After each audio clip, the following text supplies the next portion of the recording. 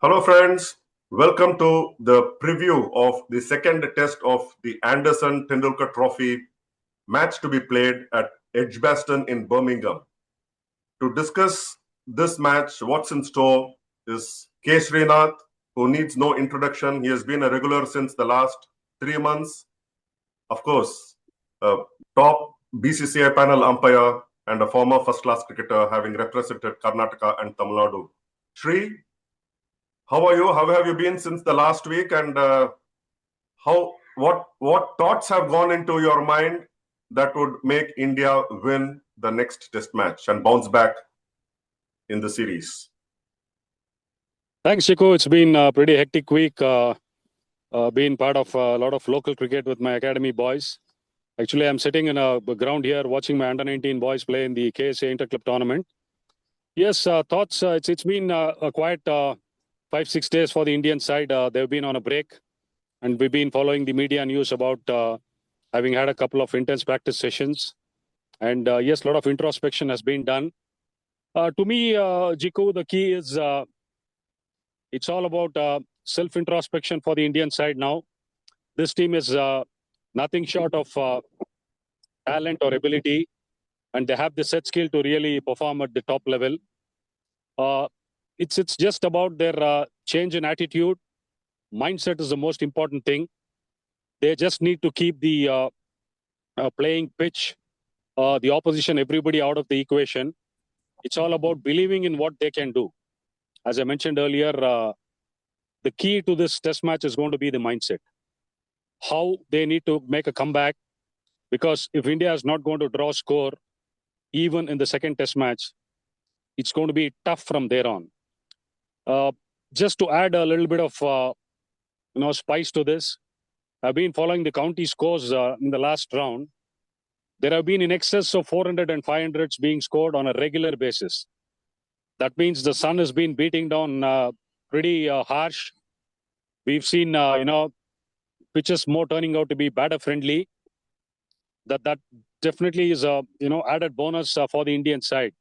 On the flip side of it, how will this Indian team look at a turnaround, and what will they be able to do? Get those 20 Englishmen out will be the question.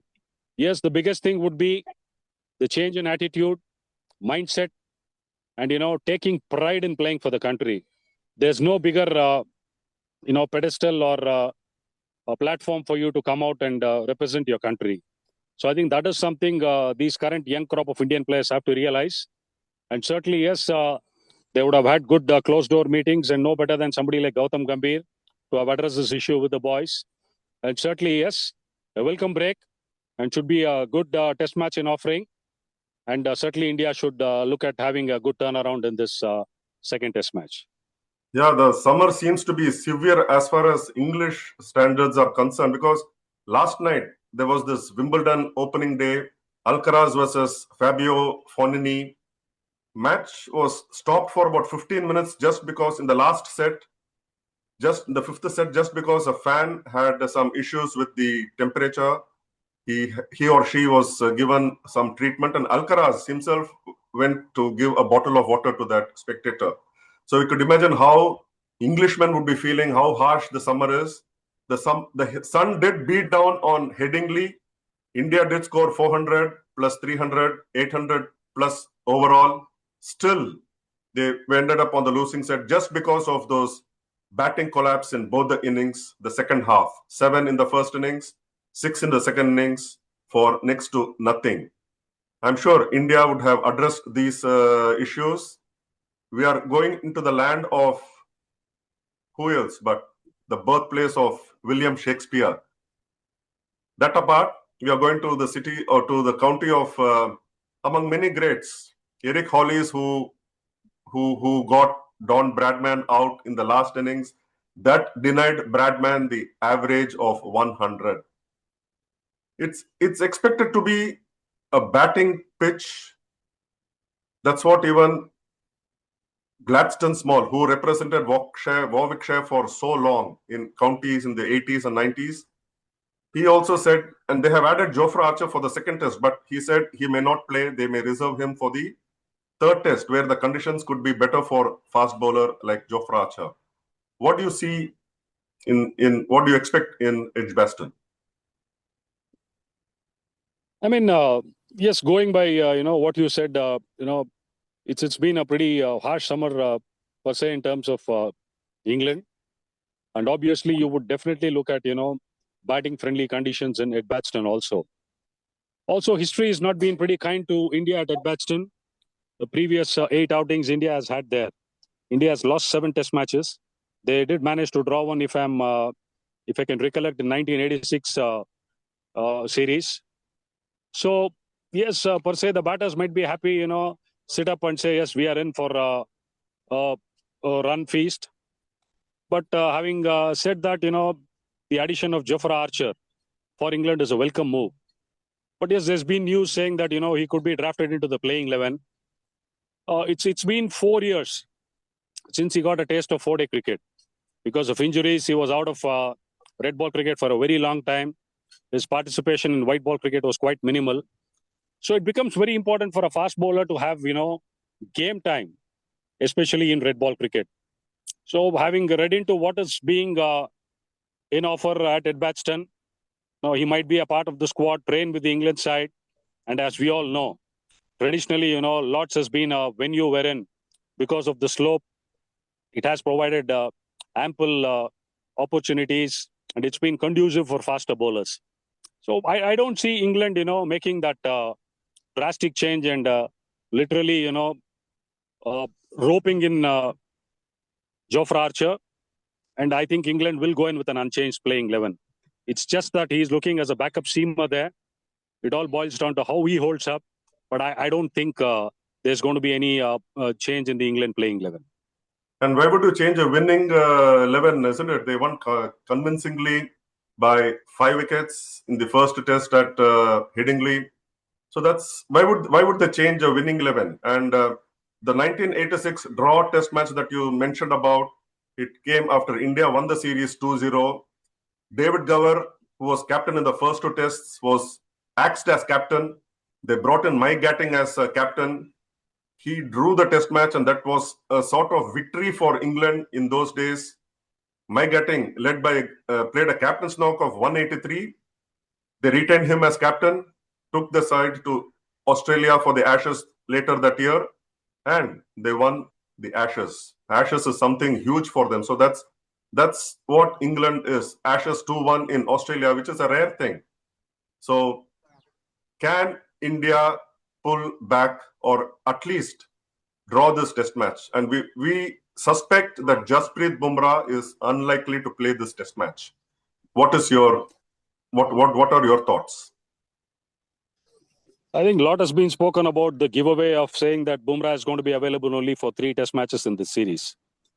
To me, it's about, workload management has been a very overtly used terminology in modern day cricket. And statistically, it was seen in the last 2 years. It's been Bumrah who's bowled 400 odd overs in the last couple of years. And people still are raving about, why he needs to be, rested and not played that frequently. In fact, people like Rabada, Pat Cummins, could be Hazelwood, these top fast bowlers, none of them have even bowled half the number of overs which Bumrah has bowled. Yes, we also did see Bumrah in the second innings, not coming on to bowl despite the second new ball around. Was there a concern with any sort of niggle he had? That's a question mark. But also what we hear and read from the news that's been appearing is Bumrah has not bowled, in the last couple of net sessions, which is a clear indication that India might not, be looking at playing him in the Edgbaston Test match. So yes, it's a similar situation for England, whether they play Jofra Archer or not, which certainly to me is a no. And also looking at the way things have panned out for India, I think Bumrah might be rested for this Test match. But you never know. They could spring in a surprise and keep him fresh and bowl straight away in the Test match. But that is highly unlikely option, isn't it? Yeah, there is a possibility, but the way things have been panned out and the way things have been spoken about, it looks highly unlikely. But yes, a fit Bumrah, it's a real comfortable position for India. But India has to look beyond Bumrah now. because I think certainly he would be an asset playing on a pitch which could be conducive for faster bowlers at Lords. But what if India draws a blank here? Having Bumrah in the third test match, it would be a real tough situation to look at being 2 down and trying to pull back 3-2. As it's a management call. As of now, fingers crossed. Bumrah plays. It's fantastic. Great news for Indian cricket. But if he doesn't play, what is the big question? You just mentioned 3-2 scoreline, which is what even Gladstone Small, the former player from England who represented Warwickshire, England in the 80s and early 90s, he also mentioned about 3-2 scoreline with India could win in the last 2 test matches, which is Manchester and the Oval in London. But then I just, being an Indian, said 3-2 in favor of India, and then he just laughed at it. Anyway, we are going to play in the ground where Brian Lara scored that world record 501 in 1994, Warwickshire versus Durham. Though 2 days of play was washed out, he still made it. So we can expect a lot of runs. Are we fair in expecting another set of 5 centuries from the Indian batsman? Yeah, I mean, it's a very bright possibility. Could be 3, could be 4, could be 5. But as you mentioned in the opening, it's all about sustaining that, tempo and momentum. You could be 400 for 4. And if you lose the momentum and lose your last 6 batters, for nothing behind, I think that's where, losing 7 and 6 in both the innings in the first test match, India lost the plot. I think that's going to be the key. Yes, as I said, it's going to be lip smacking for the batters. If they're going to find some true bounce, not much of movement in there and off the seam, the batters are going to be in for a feast. But yes, having said that, what is it India is going to do with the combination is going to be a big question mark. Now, let's presume they keep Bumrah out of the playing 11. So what do you think is going to be the India's combination? That's going to be a question mark, because it's just not about the batters putting up a good show and putting runs on the board. But what is your armory? What is the ammunition you have in your fuel tank to get you those 20 test match wickets to win the test match? That's going to be the question. Do you see Kuldeep Yadav come in? He ought to have played already in the first test match, but unfortunately did not. You see, other than Bumrah and his replacement, what other changes do you see in the Indian lineup? There are talks of people wanting to drop Sai Sudarshan and bring in Abhimanyu Ishwaran, or even Karun Nair giving way for Abhimanyu Ishwaran. What changes do you foresee from the Indian lineup? To me, the one change would be a forced one because they are looking at resting Bumrah. There would be one forced change. It would be very harsh, especially on a youngster like Sai Sudarshan. He's somebody who looks, to me personally, as a long race horse, and he certainly would be somebody who's going to don that mantle of playing the anchor role at number 3 for India in the years to come by. Certainly not Sai Sudarshan. And Karun Nair, mind you, a long wait, was in hibernation, went through the grind of domestic cricket, made those runs, really did the hard yards. It would be really harsh, freak dismissal in the first innings, got 20 odd in the second innings. Certainly, no, I wouldn't be looking at dropping either Sai Sudarshan or Karun Nair. The batting order would be untinkered to me. If at all I am looking at changes, one is Bumrah, the other would be Shardul Thakur. Because it is a bit, I would say I would be disappointed, but still, Shardul was not utilized properly in the first test match he played. So obviously, you would not look at the numbers which typically you would associate with Shardul.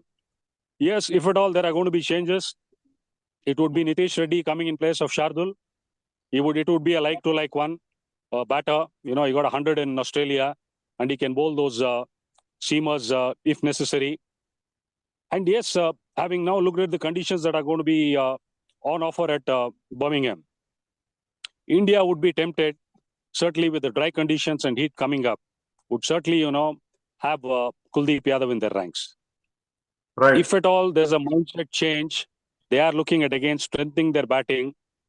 They would, maybe an outside chance to somebody like Washington Sundar, because England has one top order batter as a left-hander and they have Ben Stokes in the middle. An off-spinner up against them could also be an option. But to me, it looks like Nitish Reddy coming in place of Shardul and Kuldeep Yadav replacing Bumrah. They would go up front with Mohammad Siraj and Prasidh Krishna with Nitish Reddy as their third seamer and with two spinning options of Jadeja and Kuldeep Yadav. Yeah, right.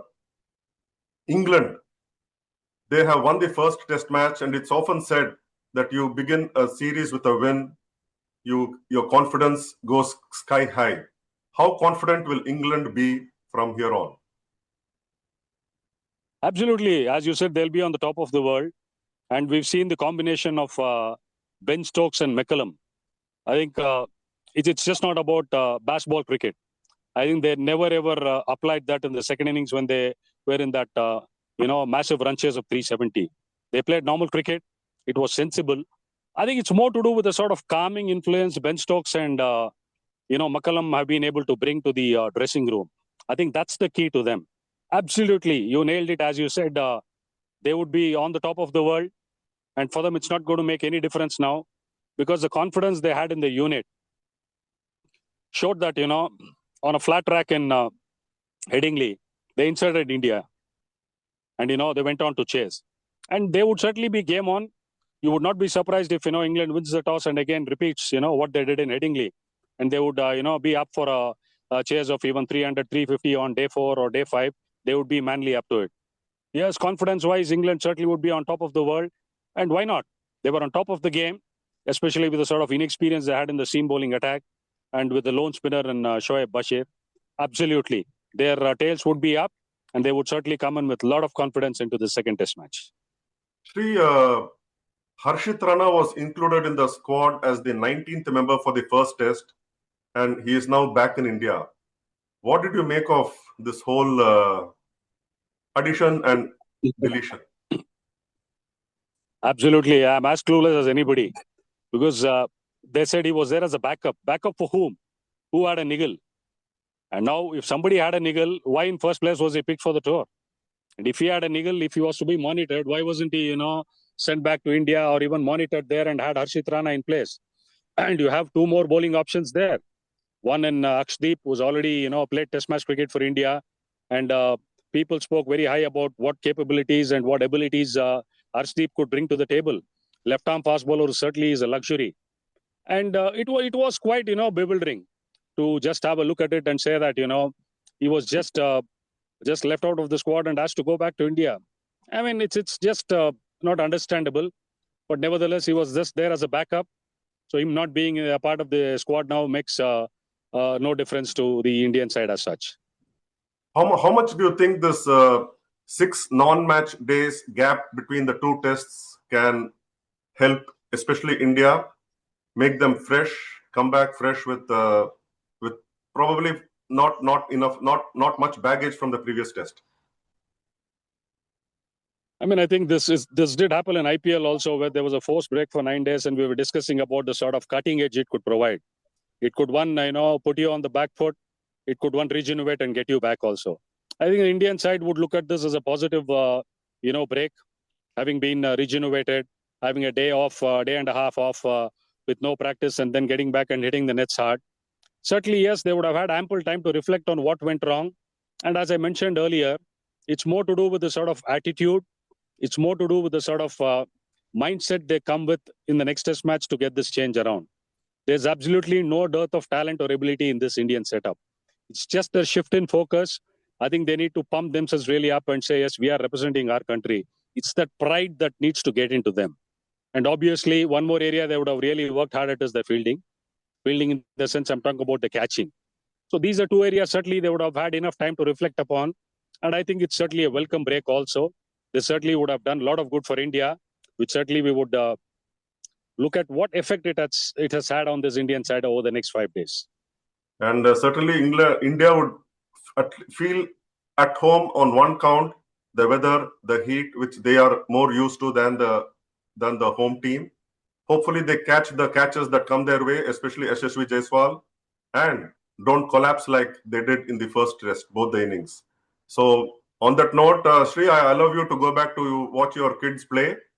And thank you for taking time out of this match and doing it a day before the test match. Thank you so much. Take care. Thank you, Jiku. Yep. See you again. Bye-bye.